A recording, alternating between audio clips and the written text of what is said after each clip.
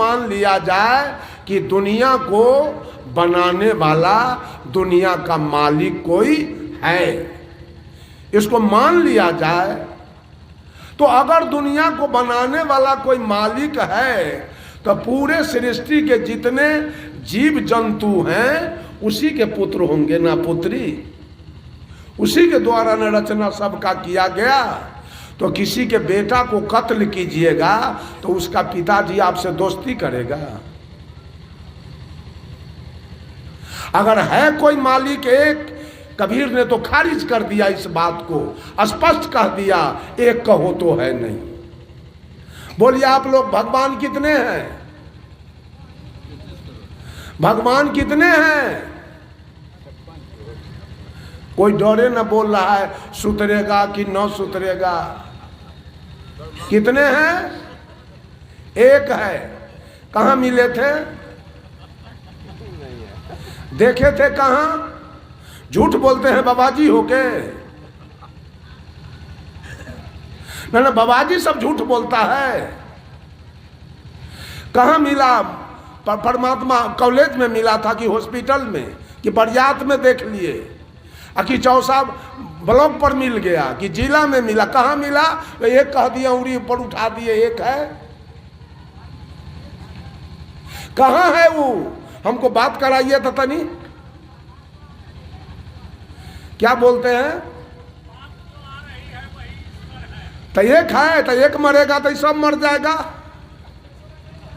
एक मरे तो सब मर जाएगा, पूरा सृष्टि के लोग।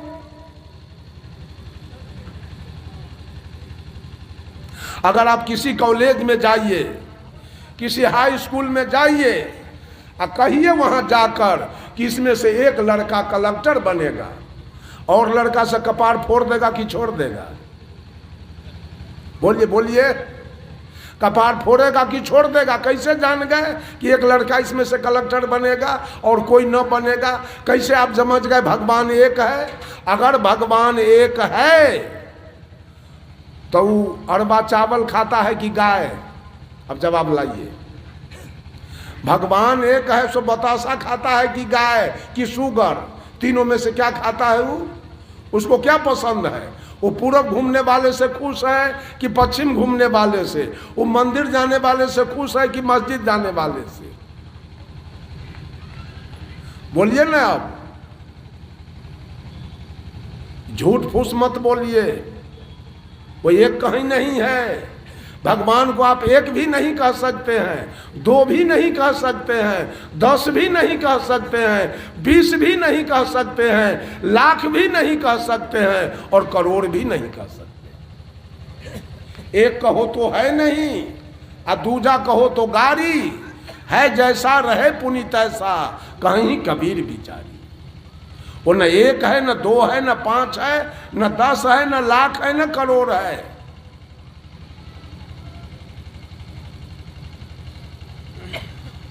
उसको आप गिनती नहीं कर सकते हैं। आप गिनती कीजिएगा, भारत का व्यवस्था कुछ और है, यहां के भगवान कुछ और हैं, और चीन के भगवान कुछ और है, जापान के भगवान कुछ और हैं, अमेरिका के भगवान कुछ और हैं, रूस के भगवान कुछ और हैं, इंग्लैंड के भगवान कुछ और हैं, सऊदी अरब के भगवान कुछ और है। तो आप एक कैसे कह दिए? भगवान की गिनती कोई नहीं कर सकता है। गोस्वामी तुलसीदास जी कहे, घट में है सूझ है नहीं, लानत ऐसो जिंद, तुलसिया संसार को भयो है मोतिया बिंद। भगवान कहाँ रहता है? हर घट में। वो मठ में नहीं रहता है, वो जर्रे जर्रे में नहीं रहता है, वो कण कण में नहीं रहता है, वो घट घट में रहता है। मुसलमान लोग कहा खुदा जर्रे जर्रे में है, अब पंडित जी लोग कहे भगवान कन कन में है, तो भगवान यदि कन कन में है तो भगवान वेश्यालय में भी होगा। वहां टिकट काटता है क्या भगवान बैठ के? और जहां कसैया गाय भैंसी काटता है वहां भी भगवान होगा। और जहां मछली बिक रही है वहां भी भगवान होगा। और जहाँ दारू की भट्टी चल रही है वहाँ भी भगवान होगा। और जहाँ तारी के दुकान है वहाँ भी भगवान होगा। और जहाँ घुसखोरी चल रहा है, दलाली चल रहा है, वहाँ भी भगवान अगर कन कन में है तो हर जगह होगा। क्या वैसा भगवान चाहिए आप लोगों को?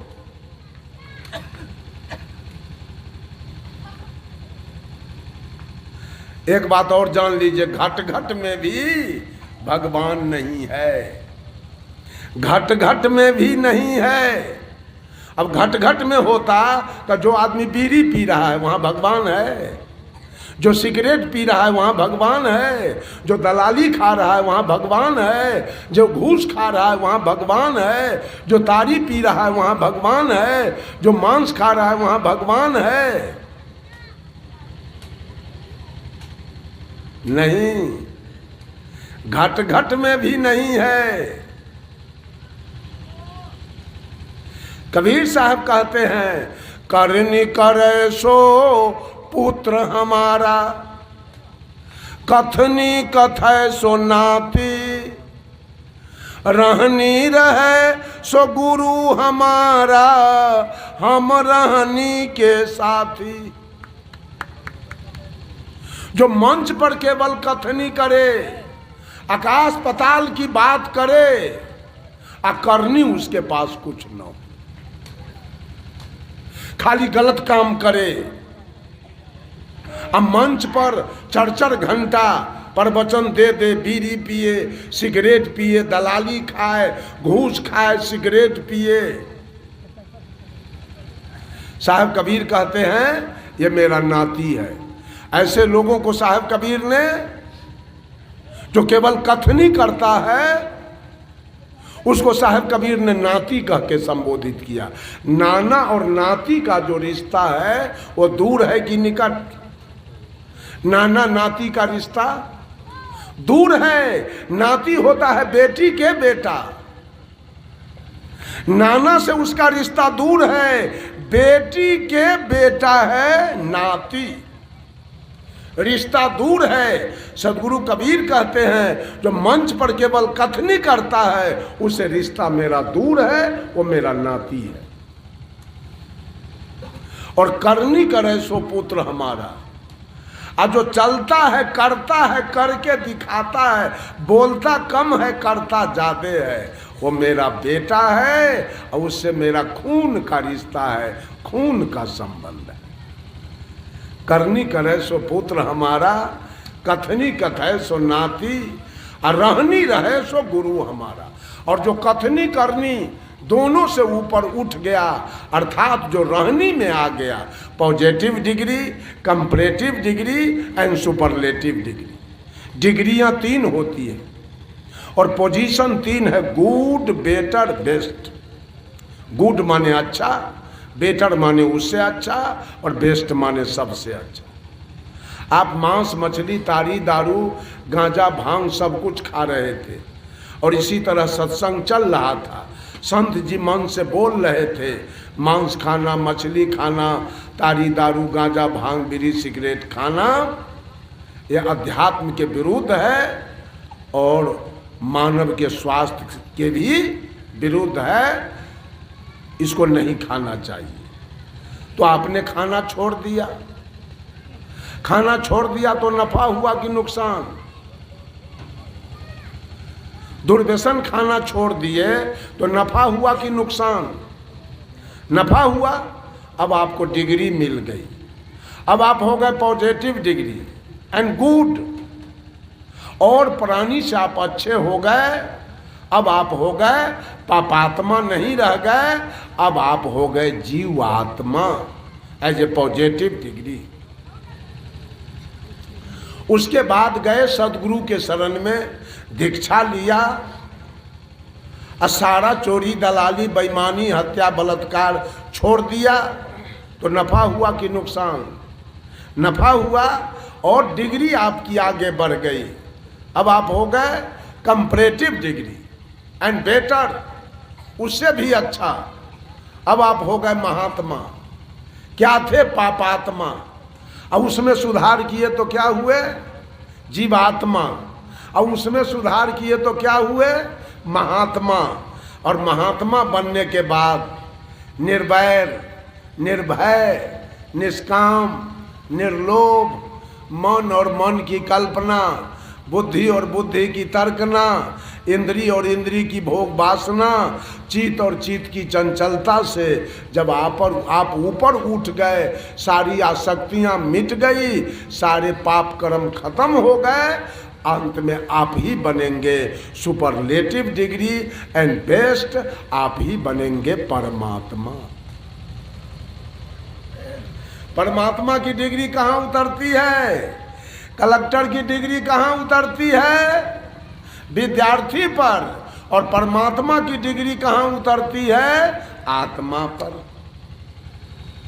यही आत्मा पाप कर्म कर रहा है तो पापात्मा है। यही किसी का घर फूंक दिया, किसी का प्रतिष्ठा लूट लिया, किसी का मर्डर कर दिया, तो इसी को आप कहते हैं दुष्ट आत्मा है। इसी को लोग कहते हैं दुष्ट आत्मा है। यही मांस खाया, मछली खाया, चोरी दलाली किया तो आप कहते हैं पापात्मा है। यही आत्मा किसी के बेटी के विवाह में मदद कर दिया, कोई बीमार था इलाज करा दिया, कहीं स्कूल कॉलेज यूनिवर्सिटी बनवा दिया, तो आप कहते हैं धर्मात्मा है। और यही आत्मा जब सुमरन में लग गया, ध्यान में लग गया, साधना में लग गया, भजन में लग गया, कीर्तन में लग गया, तो आप इसी आत्मा को कहते हैं महात्मा है।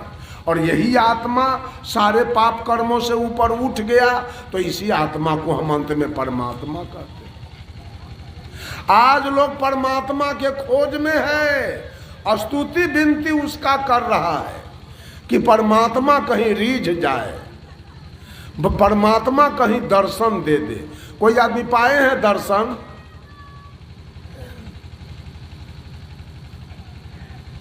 जिसको हमारा खानदान नहीं देखा, हम अपने नजर से नहीं देखे, उसी के फेर में आज पूरा दुनिया बेकल है। उसके फेर में पूरा दुनिया बेकल है जिसको किसी ने नहीं देखा है आज तक।